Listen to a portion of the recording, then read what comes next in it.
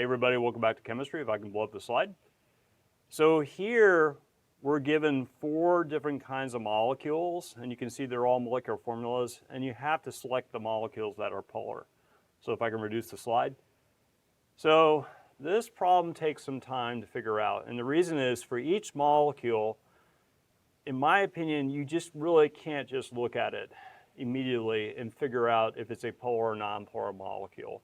I suggest you, first off, write out the correct Lewis structure for the molecule, and then the next step should be figure out the number of electron groups that are around the central atom, and then the third step is to figure out what the electron geometry is around the central atom and therefore for the whole molecule. And then maybe next try to draw a 3-dimensional picture of the molecule if you can. And then finally, you have to figure out from the picture and whether you have non-polar or polar bonds, whether the molecule is polar or non-polar. And so let me tell you some basic rules about that, which I'll probably repeat. If you have a molecule with all non-polar bonds, it is considered to be a non-polar molecule. If you have a molecule with polar bonds and they are symmetrically arranged around the molecule, then it's also a non-polar molecule. However, if you have a molecule with polar bonds and the bonds are not symmetrically arranged around the molecule, they are asymmetrically arranged, then you have a polar molecule. So you can see this takes a little bit of time. So let's go through these one by one and figure this out. So the first molecule here is carbon tetrafluoride. And so again, I would recommend just drawing a correct Lewis structure for this first. And so what I'm hoping you'll get is this. So this is the correct Lewis structure for carbon tetrafluoride. So let's figure out how many electron groups the central atom has. And so you can see that emanating from the carbon, there are 4 bonding groups because there are 4 single bonds. There are no lone pairs. So the central atom has 4 electron groups. And so this is tetrahedral. And so what I'm hoping you know at this point is that the angles between all these bonds here is going to be approximately 109.5. So let me draw a 3-dimensional picture of this. It might look like this. And so we have one fluorine here, another fluorine here. I'm going to leave it lone pairs to make my life easier. And then a fluorine heading out toward me, and then a fluorine going into the board. Okay, so that's a nice tetrahedral arrangement of the peripheral fluorine atoms around the central carbon atom. Okay, now you have to figure out whether the molecule is polar or non-polar. So the first question you ask yourself is this: are the bonds from carbon to fluorine, are they polar or non-polar? The way you check that is you have to look up the electronegativities of the atoms in the bond. So the electronegativity of carbon here is 2.5. Let me indicate that here. And then the electronegativity of each fluorine atom is 4.0. So you can see that between fluorine and carbon, there is a great difference of electronegativity. In fact, the difference is 1.5. And so that would classify the bond as being a very polar bond. Now, what you have to imagine is if it's a polar bond, you see this pair of electrons between carbon and fluorine? What is it doing in this polar bond? And so what I'm hoping you kind of remember is that the pair of electrons is going to spend a lot more time around fluorine than carbon. And so the way we sort of kind of remind ourselves that there's this kind of imbalance of charge here in the bond is we draw an arrow called a dipole moment. And so the base of the arrow starts from the less electronegative atom and the tip of the arrow goes to the more electronegative atom. So let me draw that in, but first let me erase this. Okay, so let me just do it first for this one carbon-fluorine bond like this. All right, and then we have another carbon-fluorine bond, and then we have one heading out toward me, and then we have one going into the board. And so I appreciate that this may be difficult to see here in this 3-dimensional representation I've drawn in 2-dimensional space. But if you were to look at this molecule in space, what you would see is that each of these bonds is symmetrically arranged around the central atom. So each of these fluorines is sort of tugging on the carbon in a certain way, but the tugs are balanced around the carbon.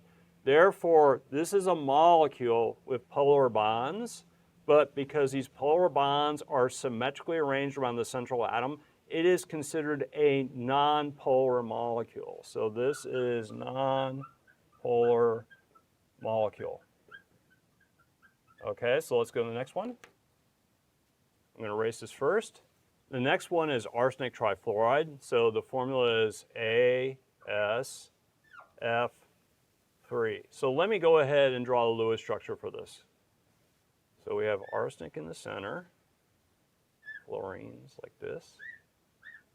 So I have drawn the correct Lewis structure for arsenic trifluoride, and so what I want to do next is figure out how many electron groups that this arsenic atom has. And so what I'm hoping you can see is that because it has one lone pair and 3 single bonds, which each act as a bonding group, there are 4 electron groups. And for that reason, we have a tetrahedral arrangement of the fluorine atoms and the lone pair around the central arsenic atom. So let me write that here. So next, I'm going to try to draw a 3-dimensional picture. So we have the central arsenic atom. And so I'll put the fluorine here and then another fluorine here. I'm going to leave out lone pairs. And then here we have a fluorine heading out toward me like this. And then now we have not a fluorine, but a lone pair going into the board. Okay, so let's check the polarity of the bonds. And so the electronegativity of fluorine is 4.0, of arsenic is about 2.0. So these are very polar bonds. So what I'm going to do is draw in arrows for dipole moments that describe the polar bonds. And so we have here a dipole moment leaving this arsenic and going to this fluorine. We'll have another one going to this fluorine. It's exactly the same kind of bond, so I'm going to try to draw an arrow of the same length. Same thing heading to this fluorine. And so one thing you might ask is, well, is the dipole moment leaving arsenic and going to the electron pair, is it going to be of the same magnitude as the dipole moment that's leaving arsenic and going to each of these fluorines? And you should assume that the dipole moment leaving a central atom and going to the lone pair is going to be different than the dipole moments going from arsenic to fluorine. So let me just draw in, say, a shorter dipole moment, like that. Okay, now you should be able to figure out whether this is a polar or non-polar molecule. The first question we ask is this a molecule with all non-polar bonds? No, each of these bonds is polar, okay? So it's not a non-polar molecule because it has all non-polar bonds. The next question you ask yourself is this. We have polar bonds. Are they symmetrically arranged around the central atom? And although we have 3 dipole moments going off away from each other, this is not balanced by the shorter dipole moment going to the lone pair. Therefore, I would say you do not have a symmetrical arrangement of dipole moments in this molecule. And if that's the case, then this is going to be a polar molecule. So let's move on to the next one. Okay, the next molecule is methylene chloride, and its formula is CH2Cl2. So the next thing I'm going to have to do is draw a correct Lewis structure. I'll do that right now. Okay, so this is the correct Lewis structure for methylene chloride. So the next thing we need to do is understand what the electron geometry around the central atom is. The central atom is carbon, and I think you can see that carbon has no lone pairs, that it has 4 bonds emanating from it going out to peripheral atoms. So it has 4 bonding groups, so 0 lone pairs, 4 bonding groups, so there are a total of 4 electron groups here in this molecule, which gives the molecule tetrahedral geometry. So let me write that here. Okay, so maybe the next step is, to the best of your ability, draw a 3-dimensional picture of this molecule. So tetrahedral molecules are a little tricky, as I was saying before. So we have a carbon here, and we're going up to a chlorine. I'm going to leave out the lone pairs around the chlorine. Here we have a bond to another chlorine. And then here, heading out toward me, we have a bond going to a hydrogen. And then here, heading into the board, we have another bond going into hydrogen. And so Again, I'm trying to draw the tetrahedral arrangement of the peripheral atoms around the carbon, and I'm hoping you remember that the angles between the peripheral atoms are about 109.5 degrees. Okay, so now we have to figure out whether the molecule is polar or not. And so to do that, we first look at the individual bonds and see if they're polar. So let's first consider a carbon-chlorine bond. So the electronegativity chlorine is 3.0. The electronegativity of carbon is 2.5. So the difference of electronegativity between those two atoms is 0.5. So that classifies it as a barely polar bond. So what I'm going to do is I'm going to draw a dipole moment indicating that. And so it begins with the less electronegative atom and ends with the more electronegative atom. So it's only 0.5, so my dipole arrow may be a little bit on the short side, so maybe something like that. I'm going to draw another one of equal magnitude out to this chlorine like this. Okay. Now, how about the bonds going from carbon to hydrogen? Well, carbon has electronegativity of 2.5. Hydrogen has electronegativity 2.1. So the difference of electronegativity is 0.4. Now, is that a polar bond? Well, it depends on the chemist you talk to. So some chemists think that 0.4 is such a low difference of electronegativity that they can consider it to be a nonpolar bond. But you can see 0.4 between carbon and hydrogen is not too much different from 0.5 between carbon and chlorine.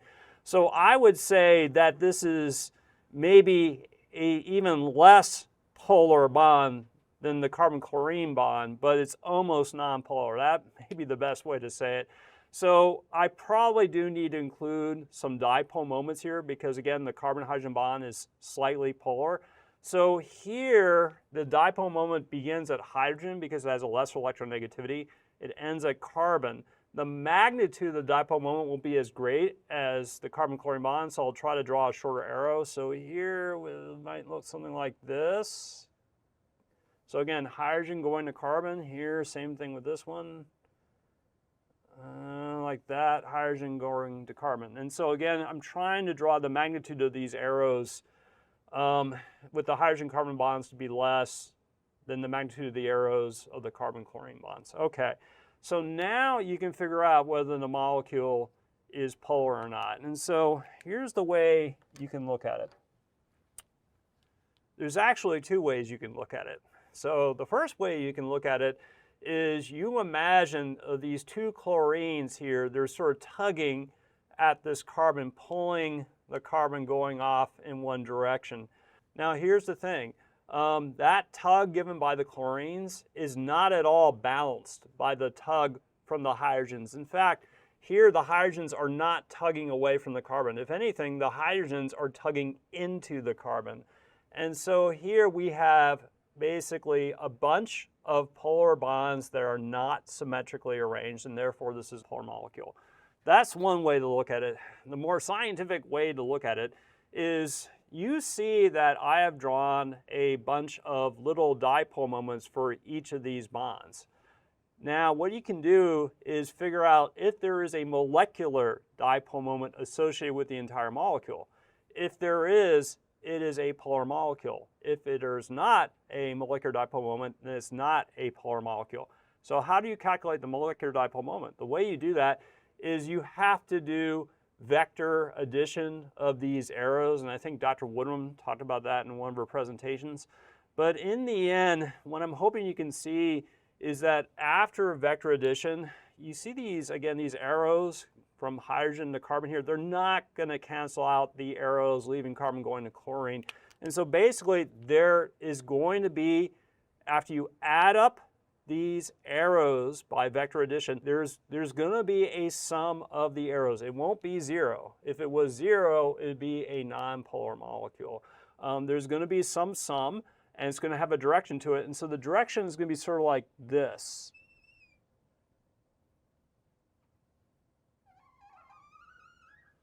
So the molecular dipole moment is really heading in this direction. And so here at the base end is delta positive. Here at the arrow end is delta negative. And so this molecule is clearly polar because it's unbalanced, right? There's a delta negative end, the side with the chlorines, and there's a delta positive end, the side with the hydrogens. Okay, we'll move on to the next one. Okay, the final structure, final molecule is IOF5. So let me go ahead and give you the Lewis structure for this. And so here, oxygen is the central atom, and then we have 5 fluorines attached like this.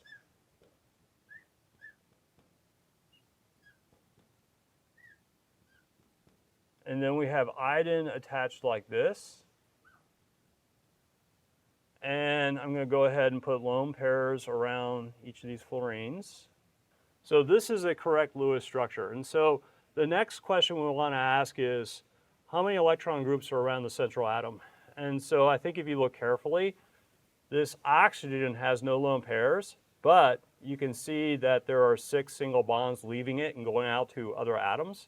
And so this oxygen has 6 electron groups. Okay, so if this central atom has 6 electron groups, this is an octahedral arrangement of atoms in space. And so this is a little difficult to draw, but I'll do what I can here. So we have a central oxygen atom, and then in the same plane will be 4 of 5 fluorine atoms. So I'll try to draw this as best as I can. We might have here a fluorine going into the board, here a fluorine heading out toward us, another fluorine headed out toward us, and then we have another fluorine going into the board like this. Okay. Now, I think you can sort of see here that the bonds between oxygen and fluorine are somewhat polar, and they're going to pretty much cancel each other out. So far, it looks like it's going to be a non-polar molecule, right? However, let's look at this. There's going to be a fluorine going down in the axial position, and then there's going to be an iodine going up opposite the fluorine. Now you can figure out whether this molecule is going to be polar or non-polar. And you ask yourself this question. These equatorial fluorines here, the 4 I'm pointing to right now, those dipole moments leaving the oxygen going to fluorine will cancel each other out. And there's going to be a dipole moment going to this axial fluorine and another dipole moment going to this iodine. So the question is this: will that dipole moment going to the axial fluorine cancel out the dipole moment going to the axial iodine? How you answer that question determines whether you think the molecule is polar or not. And I'll let you figure that out on your own. So thank you for listening. We'll see you next time.